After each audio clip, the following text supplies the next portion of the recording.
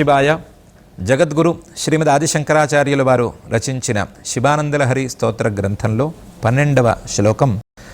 గుహాయాం గేహేవా బహిరపి వనేవా ద్రిశిఖరే జలేవా వహ్నౌ వా వసతు వసతే కిం వద ఫలం సదా యస్యైవాంతఃకరణమపి శంభో తవ పదే స్థితం చేద్యోగోసౌ సచ పరమయోగి సచ సుఖీ అని ఉంది. ఈ శ్లోకంలో ఆచార్యులు వారు ఒక సామాన్య సాధకుడు శివయోగిగా మారాలి అంటే, పరమయోగిగా మారాలి అంటే, యోగులలో కల్లా కూడా శ్రేష్టమైనటువంటి యోగిగా మారాలి అంటే ఏం చేయాలి అనే అంశాన్ని చక్కగా చెబుతున్నారు. ఏమంటున్నారు? గుహాయాం, యోగాభ్యాసం మీద ఆసక్తి కలిగినటువంటి భక్తుడు గుహల్లోకి వెళ్ళి కూర్చుంటే కూర్చొని, గుహల్లోకి వెళ్ళేంత, పర్వత గుహల్లోకి వెళ్ళేంత సౌకర్యం లేదు అని అనుకుంటే గేహేవా, ఉన్న ఇంట్లోనైనా కూర్చొని, ఇంట్లో కాదు అంత ఏకాంతం కుదరటం లేదు, ఇంట్లో జనాలతో ఇబ్బంది ఉంది అనుకుంటే బహిరపి, బయటికి ఎక్కడికైనా వెళ్ళిపోని, వనే, ఒక అడవికి వెళ్ళని, అద్రి శిఖరే, పర్వత శిఖరం మీద కూర్చొని, లేదా యోగ సాధనలో కాస్తంత ముందుకు వెళ్ళి జలేవ, జలస్తంభన చేసి జలంలో కూర్చొని, లేదా వహ్నౌవా, అగ్నిస్తంభన విద్య నేర్చుకుని అగ్నిస్తంభన విద్య ప్రకారం అగ్నిలోనైనా కూర్చొని, వసతు, ఎక్కడైనా కూర్చొని ఎక్కడైనా ఉండని, వసతేహే కిం వద ఫలం, అలా ఉండటానికి ఫలితం ఏమిటి అనే విషయాన్ని ఆలోచించాలి. ఫలితం ఏమిటి అని చెప్పుకోవాలి. సదా యస్యైవాంతఃకరణమపి శంభో తవ పదే స్థితం చేత్, సదా ఎల్లప్పుడూ, యస్యైవ, ఎవని యొక్కైతే, అంతఃకరణమపి, లోపల ఉండేటువంటి మనస్సు బుద్ధి ఈ అంశాలతో కూడినటువంటి మొత్తం అంతఃకరణం, తవ పదే, నీ యొక్క పాదార విందాలయందు, హే శంభో, ఓ ప్రాణులకు సుఖాన్ని కలిగించేవాడా, స్థితం చేత్, ఉండేటట్లయితే, ఉండే మాట అయితే, అసౌ యోగ, ఇది యోగం, ఇదే యోగం, అసౌ యోగ సచ పరమయోగి, ఇలాంటి స్థితిని సాధించిన వాడు పరమయోగి. ఈ పరమయోగానికి ఫలితంగా అతను అందుకునేటువంటి పరమ సుఖాన్ని దృష్టిలో పెట్టుకుంటే సచ సుఖీ, పరమ సుఖం కలిగిన వాడు అవుతాడు అని ఆచార్యుల వారు అంటున్నారు. ఏమంటున్నారు? ఇంతకుముందు శ్లోకాలలో పరమేశ్వరుడి యొక్క పూజ, పరమేశ్వరుడి యొక్క ముద్ర మనస్సు మీద పడేటట్లుగా ఉండాలి. ఆ ముద్ర క్రమక్రమంగా పెరిగి మనస్సు మొత్తం పరమేశ్వరమయంగా మారాలి, పరమేశ్వరుణ్ణి ధ్యానించే స్థితికి చేరాలి, లేదా పరమేశ్వరుడే మనసులో ఉండేటువంటి స్థితిని చేరాలి అని చెప్పారు కదా. ఇలా పరమేశ్వరుణ్ణే మనసులో ఉంచుకునేటువంటి స్థితిని ధ్యాన స్థితి అని అంటారు కదా. ఆ ధ్యాన స్థితిని సాధించాలి అంటే ఏం చేయాలి? యోగాభ్యాసం చేయాలి అని కొన్ని గ్రంథాలు చెప్తున్నాయి.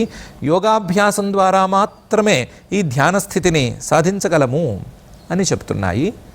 ఆ యోగాభ్యాసాన్ని తొందరగా చేసేస్తే ఇది వచ్చేస్తుందా అని అంటే, యోగాభ్యాసం చేయాలి.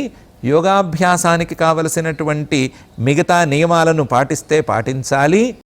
పాటించలేకపోతే కొంచెం ఇటు అటుగా ఉన్నా కూడా పర్వాలేదు, కానీ మనస్సును మాత్రం పరమేశ్వరుడి మీద ఉంచాలి. అది మనస్సుతో చేసేటువంటి ప్రయత్నం. మనస్సుతో చేసేటువంటి ప్రయత్నానికి మరొక దారి లేదు. మిగతా ప్రయత్నాలకు వేరువేరు దారులు ఉంటే ఉండవచ్చు. మిగతా ప్రయత్నాలలో యోగాభ్యాసం ముఖ్య ప్రయత్నం కదా అని అనుకుంటే యోగాభ్యాసం ఓకే, కానీ యోగాభ్యాసంలో కూడా 2-3 దారులు ఉన్నాయి. ఆ 2-3 దారులలో ఏది ఎంచుకున్నా పర్వాలేదు, కానీ మనసును మాత్రం పరమేశ్వరుని మీద ఉంచుకోవటం అనేది ప్రధానం. యోగాభ్యాస విధానాల్లో ధ్యానం కుదరటం కోసం ఒక నిర్జన ప్రదేశానికి వెళ్ళి సాధనను ప్రారంభించటం అనేది మనం వింటున్నటువంటి అంశమే కదా. శ్వేతాశ్వతరోపనిషత్తులో అయితే, శుచౌ దేశే సికతా వహ్నివాలుకా వివర్జితే శబ్ద జలాశయాదిభిః మనోనుకూలే నతు చక్షుపీడనే గుహా నివాతాశ్రయణే ప్రయోజయేత్ అని స్పష్టంగానే ఉంది. యోగాభ్యాసం చేయదలుచుకున్నటువంటి వ్యక్తి శుచిగా ఉండేటువంటి ప్రదేశాన్ని ఎంచుకోవాలి. శుచౌ దేశే సికతా వహ్ని వాలుకా వివర్జితే, అక్కడ శరీరానికి ఇబ్బంది కలిగించేటువంటి పరిస్థితులు ఉండకూడదు. ఇసుక ఉండకూడదు. ఇసుకగా కింద కూర్చుంటే బరకగా కాస్తంత గుచ్చుతున్నట్టుగా ఉండకూడదు. నిప్పుల్లాంటివి ఉండి శరీరాన్ని వేడి చేసేటువంటి పరిస్థితి ఉండకూడదు. వాలుక గులకరాళ్ళు లాంటివి ఉండకూడదు. శరీరాన్ని ఇబ్బంది పెట్టే పరిస్థితులు ఉండకూడదు. అలాగే శబ్దాలు అతిగా ఉండకూడదు. జలాశయాదిభి, అక్కడ ఊరికినే నీళ్లు పారుతూ ఉండకూడదు. నీళ్లు కాస్తంత దూరంలో కావాలనుకుంటే అందేటువంటి ప్రదేశంలో ఉండాలే కానీ నీళ్లు నెత్తి మీద పడిపోతాయి అనేటువంటి పరిస్థితి ఉండకూడదు. మనోనుకూలే, మనస్సును కదల్చేటువంటి పరిస్థితిగా ఉండకూడదు. మనోనుకూలే, మనస్సుకు అనుకూలంగా ఉండాలి. నతు చక్షుపీడనే, కళ్ళు తెరిస్తే ఏవేవో కనిపించేటువంటి పరిస్థితి అస్సలు ఉండకూడదు. ఏదో గుహల్లోనో నివాతాశ్రయనే, గాలి ఎక్కువగా వీచనటువంటి ప్రదేశాలలోనో ఈ సాధనను చేయాలి అని చెబుతోంది. కాబట్టి ఆ శ్వేతాశ్వతరోపనిషత్తు వాక్యం తీసుకుంటే గుహల్లోకి వెళ్ళి తపస్సు చేసుకోవాలి. తపస్సు చేసుకుంటే లేదా యోగాభ్యాసం చేసుకుంటే ఈ అనుకున్నటువంటి ఫలితం సిద్ధిస్తుంది అని అనిపిస్తుందేమో. దానితో పెద్ద లాభం లేదు. అది ఉంటే ఉండని. గుహలోకి వెళ్ళి ఆ ఉపనిషత్తు చెప్పిన విధానంలో నివాతాశ్రయంలో ఎక్కువ గాలి వీచని కేవలం ఆక్సిజన్ సరిపోయేంత ఉండేటువంటి ప్రదేశంలో యోగాభ్యాసం చేస్తే చేసుకోవచ్చు. లేదు అది కుదరలేదు, గేహేవా, ఇంట్లోనైనా చేసుకోవచ్చు. యోగ శాస్త్ర సిద్ధాంతాల ప్రకారం ఇంట్లో కూడా చిన్నపాటి గుహల లాంటి ప్రదేశాలను నిర్మించుకుని అక్కడ కూర్చుని కూడా సాధన చేసుకోవచ్చు అని ఉంది. అలాంటి ప్రదేశాలకు కాస్త గుడ్డు లాంటి ఆకారం ఉండేటువంటి ప్రదేశాలు, ఎక్కువ గాలి వీచకుండా ఒక మనిషి మాత్రమే కూర్చుంటే పట్టేటువంటి ఒక ఆకారాన్ని నిర్మించుకుని అక్కడ ఏకాంతంగా సాధన చేసుకోవచ్చు అని ఉంది. దానికి మఠం అనే పేరు కూడా యోగశాస్త్రంలో ఉంది. అలాంటి మఠాలు ఇంట్లోనే నిర్మించుకుని ఇంట్లోనే సాధన చేసుకోవచ్చు. లేదు అసలు ఆ మఠాన్ని నిర్మించుకునే పరిస్థితి లేదు అని అనుకున్నా సరే ఇంట్లో ఎక్కడో ఏకాంతంగా ఒక మూల కూర్చుని ఈ ప్రదేశంలో మనకు బాగుంది అని అనుకుంటే ఆ ప్రదేశంలో కూర్చుని సాధన చేసుకోవచ్చు. గుహాయాం గేహేవ, ఈ రెండిటితో పెద్ద తేడా రాదు. వచ్చిన చిన్నపాటి తేడా ఉంటే ఉండవచ్చు. బహిరపి, ఇంటిలో నాకు ఏమీ కుదరదు, ఇంట్లోకి వస్తే నాకేవో సమస్యలు ఉన్నాయి అని అనుకుంటే బయటికి వెళ్ళిపోవచ్చు. బయటే కాసంతసేపు సాధన చేసి రావచ్చు. ఈ సాధనకు వీలుగానే దేవాలయాలు అవన్నీ నిర్మిస్తారు కాబట్టి అక్కడైనా ఈ ప్రయత్నం చేసుకోవచ్చు. పుణ్యక్షేత్రాలలో కాస్తంత జనసమ్మర్దం ఎక్కువగా లేనటువంటి ప్రదేశాలలో చేసుకోవచ్చు. బహిరపి వనేవా అద్రిశిఖరే, కాస్తంత ధైర్యం ఉంటే, దమ్ముంటే, అహింసావ్రతం మీద గనక నమ్మకం ఉంటే, నేను ఏ ప్రాణిని హింసించను కాబట్టి ఏ ప్రాణి ద్వారా నాకు హింస కలగదు అనేటువంటి నిశ్చయం గనక ఉంటే భయం లేకుండా అడవిలోకి వెళ్ళిపోవచ్చు. భయం లేకుండా కొండల మీద కూర్చోవచ్చు. ఏ పురుగు ఏ పుట్ర దగ్గరికి రాదు అని నమ్మచ్చు. ఈ మాటను పట్టుకుని వెళ్ళిపోకూడదు. ఇలాంటి స్థిరమైన నమ్మకం వచ్చేంత వరకు సాధన విడిగా చేసుకుని ఒక స్థాయి వచ్చిన తర్వాత అలా కూడా వెళ్ళవచ్చు. ఈ మాటలనే పట్టుకుని అడవులకు పారిపోకూడదు. ఈ మాటలనే పట్టుకుని కొండల మీద కూర్చుంటాను అని అనకూడదు. అహింసావ్రతం సిద్ధించటానికి ఎంతసేపు పడుతుందో దాన్ని పరిగణనలోకి తీసుకునే ఈ మాట మాట్లాడుకోవాలి. వనేవా అద్రిశిఖరే, అలా కాదు మేము సాధన విడిగా చేసుకుని ఏకాంత ప్రదేశాన్ని సాధించుకోవటం కోసం జలస్తంభన విద్యను కానీ అగ్నిస్తంభన విద్యను కానీ సాధించుకుని జలంలోనో అగ్నిలోనో కూర్చుని ఎవరి ఇబ్బంది లేకుండా సాధిస్తాము, ఎవరి ఇబ్బంది లేకుండా యోగాభ్యాసం చేస్తాము అని అనుకుంటే అదైనా చేసుకోవచ్చు. జలేవా వన్నౌవా వసతు వసతేహే కిం వద ఫలం. కేవలం అక్కడ కూర్చుంటే, ముక్కును మూసుకుని కూర్చుంటే ఏమొస్తుంది?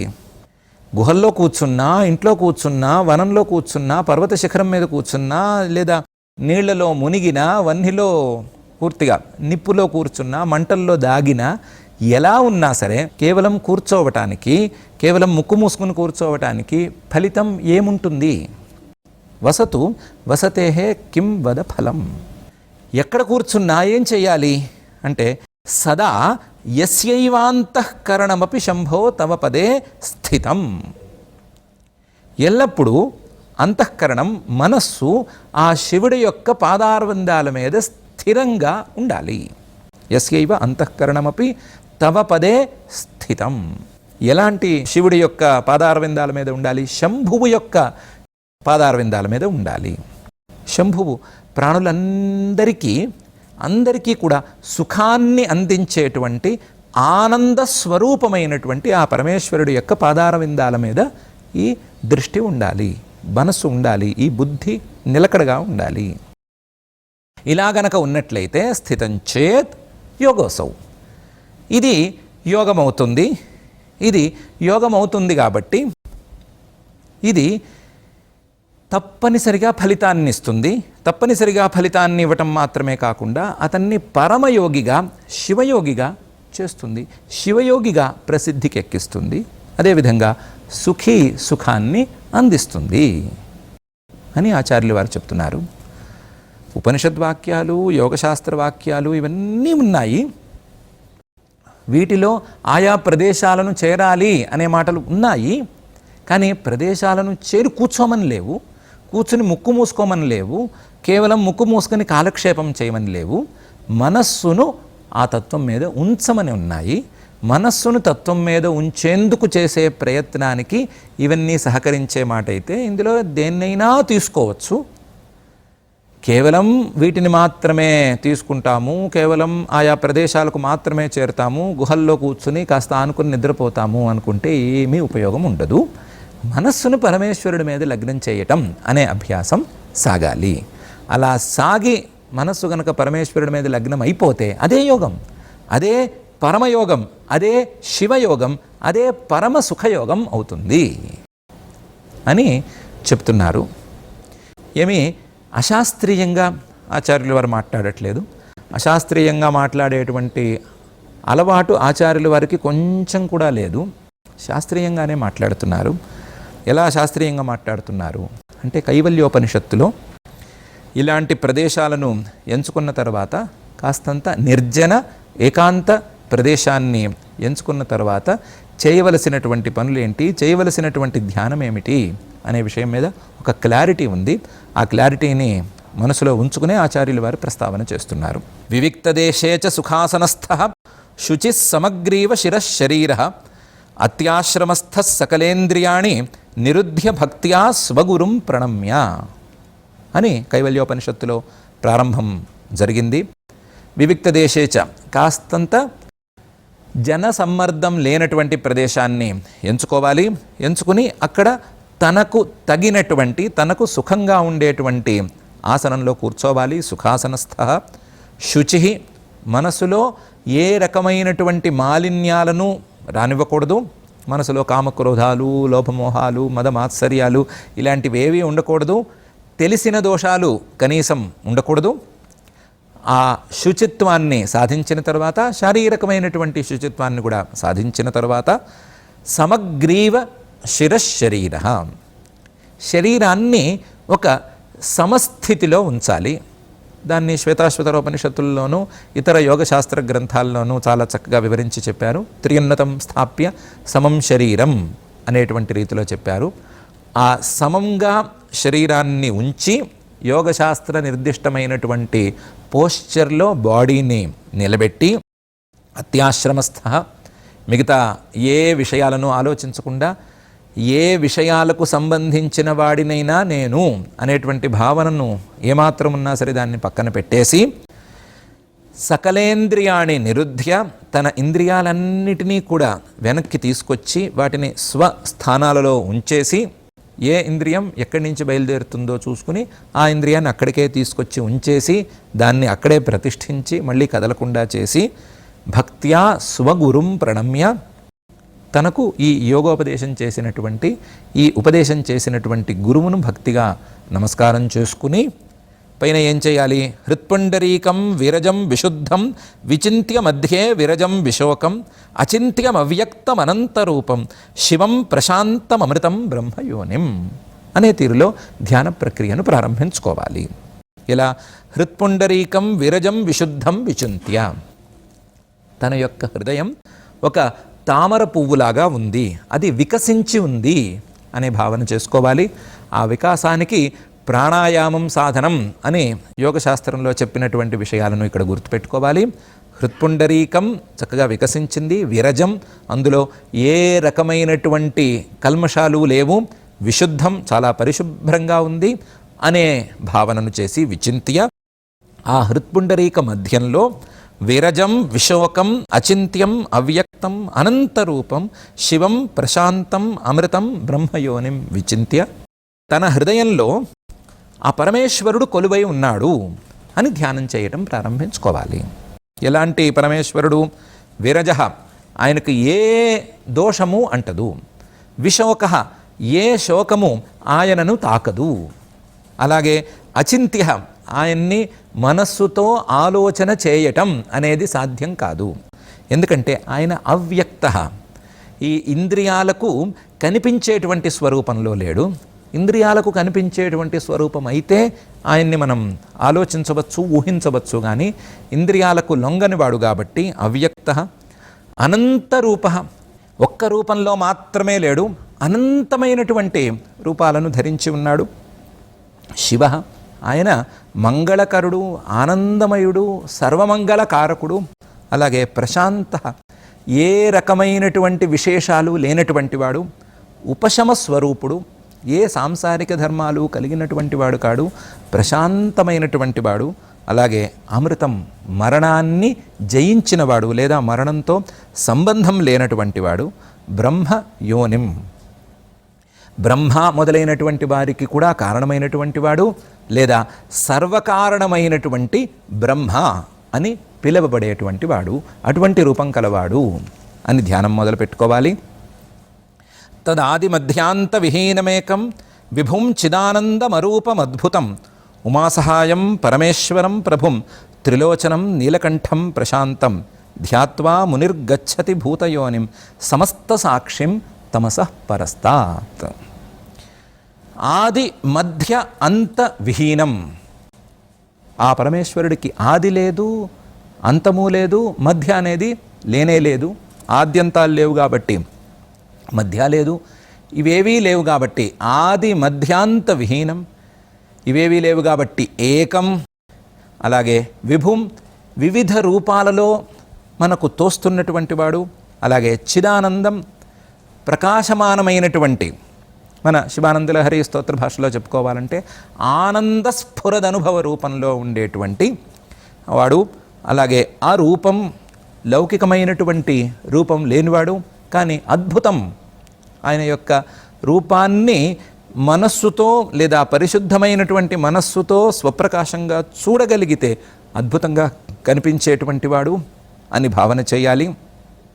ఒకవేళ ఈ భావన కుదిరే స్థాయిలో గనక మనస్సు లేకపోతే, ఇలాంటి నిర్గుణమైనటువంటి తత్వాన్ని మనస్సు అందుకోలేకపోతే సగుణమైనటువంటి రూపాన్ని కూడా ధ్యానించుకోవచ్చు.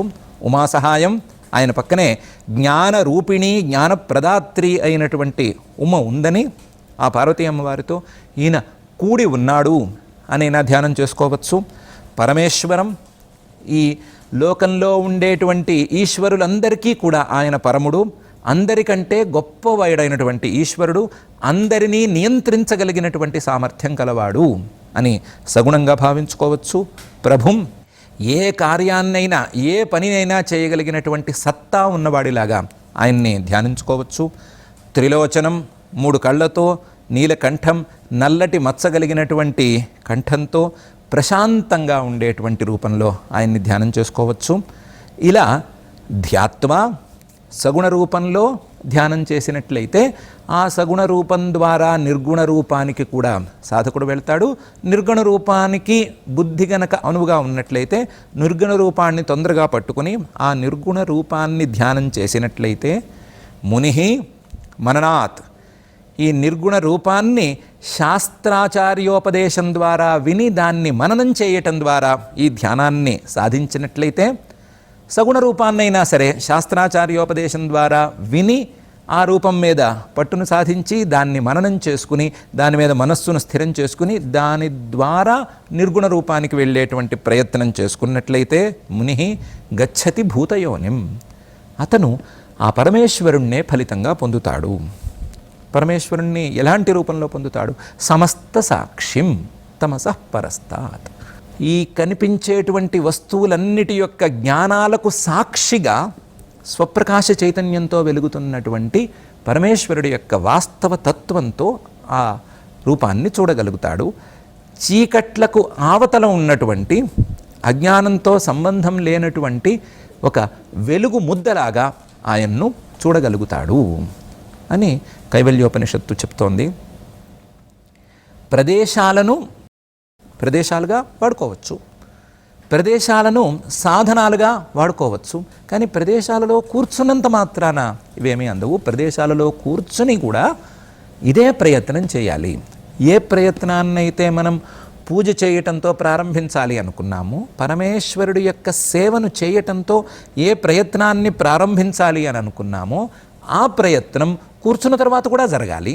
ఆ ప్రయత్నం ఒకే ఒక ప్రయత్నం, మనసులో పరమేశ్వరుడి యొక్క ముద్ర పడాలి, మనసులో పరమేశ్వరుడు చేరాలి, మనసులో పరమేశ్వరుడు నిండా ఉండాలి, మనసు నిండా పరమేశ్వరుడు తప్ప మరొకరు ఉండకూడదు అనేటువంటి ప్రయత్నం.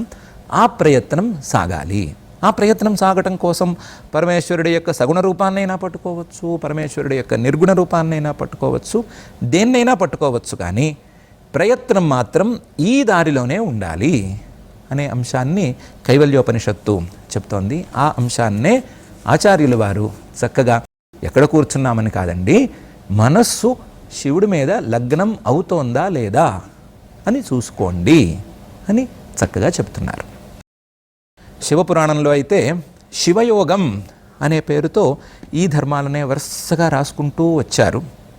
ఇలాంటి యోగాభ్యాసం చేసుకోవాలి, శివయోగాన్ని ఈ విధంగా సాధించుకోవాలి, సమస్త మంగళాలను ప్రసాదించే సమస్త మంగళమయమైనటువంటి ఆ పరమేశ్వరుడి మీద ధ్యానం సిద్ధించుకోవటం కోసం, ధ్యానాన్ని సాధించుకోవటం కోసం యోగాభ్యాసం చేసుకోవాలి. చేసుకునే విధానం ఇలా ఉండాలి, చేసుకున్నందుకు ఫలితం ఇలా ఉండాలి అనే అంశాలను చక్కగా చెప్పారు. యథా వహ్నిర్మహాదీప్తః శుష్కమార్ద్రంచ నిర్దహేత్ ధ్యాయతః క్షణమాత్రం వా శ్రద్ధయా పరమేశ్వరం అని అక్కడ ఫలితాన్ని కూడా చాలా చక్కగా చెప్పారు.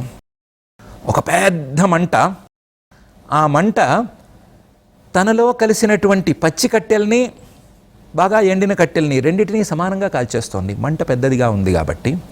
అలాగే శివుణ్ణి గనక క్షణమాత్రం ధ్యానం చేసుకోగలిగితే, ఆ పరమేశ్వరుడి తత్వాన్ని క్షణమాత్రం మనసులో నిలుపుకోగలిగితే, మనసులో ఎండు తడి అనే తేడా లేనట్లుగా పుణ్యం పాపం రెండూ కూడా కాలి బూడిదైపోతాయి, ఏ కర్మలు మిగలవు. యథా వహ్నిర్మహాదీప్తః శుష్కమార్ద్రంచ నిర్దహేత్ ధ్యాయతః క్షణమాత్రం వా శ్రద్ధయా పరమేశ్వరం. క్షణమాత్రమైనా సరే శ్రద్ధతో గనక ఆ ధ్యానం చేసుకున్నట్లయితే మహాఫలితం ఉంటుంది. మనసులో ఉండేటువంటి కుసంస్కారాలు లేదా వేరువేరు దురాచారాలు, కుసంకల్పాలు, పుణ్యాలు, పాపాలు అన్నీ కూడా మాడి మసైపోతాయి. మనసు పరిశుద్ధమవుతుంది, పరమేశ్వరుడు అక్కడ నిలుస్తాడు. అలాగే నాస్తి ధ్యాన సమంతీర్థ, నాస్తి ధ్యాన సమంతప, నాస్తి తథా శుభాశుభం కర్మ ధ్యానాగ్నిర్ధతే క్షణ అని కూడా చెప్పింది. ఒక్క క్షణంలో చేసుకున్నటువంటి కర్మలన్నిటినీ ఈ ధ్యానాగ్ని దహించగలదు. అందువలన ధ్యానంతో సమానమైనటువంటి మరొక తీర్థము లేదు, ధ్యానంతో సమానమైనటువంటి మరొక తపస్సు కూడా లేదు. కాబట్టి ఆ ధ్యానాన్ని సాధించాలి, ఆ శివుడి మీద ధ్యానాన్ని సాధించి తీరాలి. యద్భవేత్ సుమహశ్రేయః తస్యాంతో నైవ విద్యతే నాస్తి ధ్యాన సమో యజ్ఞః తస్మాత్ ధ్యానం సమాచరే అని కూడా చెప్పింది. ధ్యానం ద్వారా శివుణ్ణి మనసులో ఉంచుకోవటం ద్వారా అందుకునేటువంటి ఫలితానికి అంతు లేదు. తస్యాంతో నైవ విద్యతే. కాబట్టి శివుణ్ణి మనసులో ఉంచుకునే శివధ్యానం క్షణకాలమైనా సరే శ్రద్ధగా చేసుకునేందుకు ప్రయత్నం చేసి తీరాలి. చేసి తీరటం ద్వారా నాస్తి ధ్యాన సమో యజ్ఞ, ధ్యానంతో సమానమైనటువంటి యజ్ఞం లేదు, ధ్యానంతో సమానమైనటువంటి పూజ లేదు అనే విషయాన్ని తెలుసుకోవాలి. తెలుసుకుని తస్మాత్ ధ్యానం సమాచరేత్, ధ్యానం చేయాలి. ధ్యానం చేయటానికి వీలుగా ఉండేటువంటి పరిస్థితులను కల్పించుకోవాలి. దానికి ముందుగా ధ్యానానికి వీలుగా మనసులో పరమేశ్వరుడి యొక్క ముద్ర పడేందుకు కొంత ప్రయత్నం చేసుకోవాలి. ఈ ప్రయత్నాలన్నిటినీ చేసుకుంటూ పోవాలే కానీ చెప్పినటువంటి ప్రదేశాల మీద, చెప్పినటువంటి క్రియల మీద ఎక్కువ దృష్టి పెట్టకూడదు. ఆ ప్రదేశాలు, ఆ క్రియలు అన్నీ ఈ ధ్యానానికి దోహదపడే మాట అయితే చేసుకోవచ్చు, కానీ కేవలం ప్రదేశాల మీద ఎక్కువ శ్రద్ధ పనికి రాదు అనే విషయాన్ని శివపురాణం లాంటి గ్రంథాలు చెప్తున్నాయి. ఎన్నెన్నో ఉపనిషత్తులలో ఈ అంశం ప్రస్తావన చేయబడి ఉంది. ఆ అంశాలన్నిటినీ కలగలిపి ఆచార్యుల వారు ధ్యానానికి ఉండేటువంటి శక్తిని దృష్టిలో ఉంచుకొని ఆ ధ్యానం అనబడేటువంటి యోగం యొక్క ఫలితాన్ని ఈ శ్లోకంలో చక్కగా పిండి చూపిస్తున్నారు. ప్రదేశం లాంటి వాటితో కాదు, మనస్సు ఎక్కడ ఉంది, శరీరం ఏ ప్రదేశంలో ఉన్నది అని కాదు, మనస్సు పరమేశ్వరుడి మీద ఉందా లేదా అనేది ప్రధానం అని చెప్తున్నారు. ఆ మాట చెప్తూ గుహాయాం గేహేవా బహిరపి వనేవాద్రిశిఖరే జలేవా వహ్నౌవా వసతు వసతే కిం వద ఫలం సదా యస్యైవాంతఃకరణమపి శంభో తవ పదే స్థితం చేద్యోగోసౌ సచ పరమయోగి సచ సుఖీ అని అంటున్నారు. మనకి ఇప్పటికిప్పుడు యోగాభ్యాసానికి ఓ గుహల్ని వెతుక్కునే పరిస్థితి కానీ, ఆ అడవులకో లేకపోతే కొండలకో పారిపోయేటువంటి పరిస్థితి కానీ లేదు. ఈ మాటను ఒప్పుకుందాం. కానీ ఆ ధ్యానం కోసం చేయవలసినటువంటి మనసులో పరమేశ్వర ముద్రను వేసుకోవటం లేదా మనసులో పరమేశ్వరుణ్ణి ప్రవేశింపజేసుకోవటం అనే ప్రయత్నానికి మాత్రం మనకు ఏ అడ్డము లేదు. కాబట్టి వీటన్నిటికీ ప్రధానం మూలంగా ఉండేటువంటి మనసులో పరమేశ్వర ముద్ర పడటం అనే అంశం మీద మనం దృష్టి ఎక్కువగా సారిద్దాం. ఆ దృష్టితో మనసులో పరమేశ్వర ముద్రను వేసుకుని దాన్ని పెంచుకుని మనసులో పరమేశ్వరుడి యొక్క ధ్యానం నిలిచేదాకా మనం శ్రమించుకుందాం. మనం కూడా శివయోగులుగా మారదాం. మనం కూడా పరమయోగాన్ని పొంది పరమ సుఖాన్ని పొందుదాం. దానికి తగ్గట్లుగా అనుగ్రహించవలసిందిగా ఆ పరమేశ్వరుణ్ణే మనం ప్రార్థించుకుందాం. ఓం నమః శివాయ.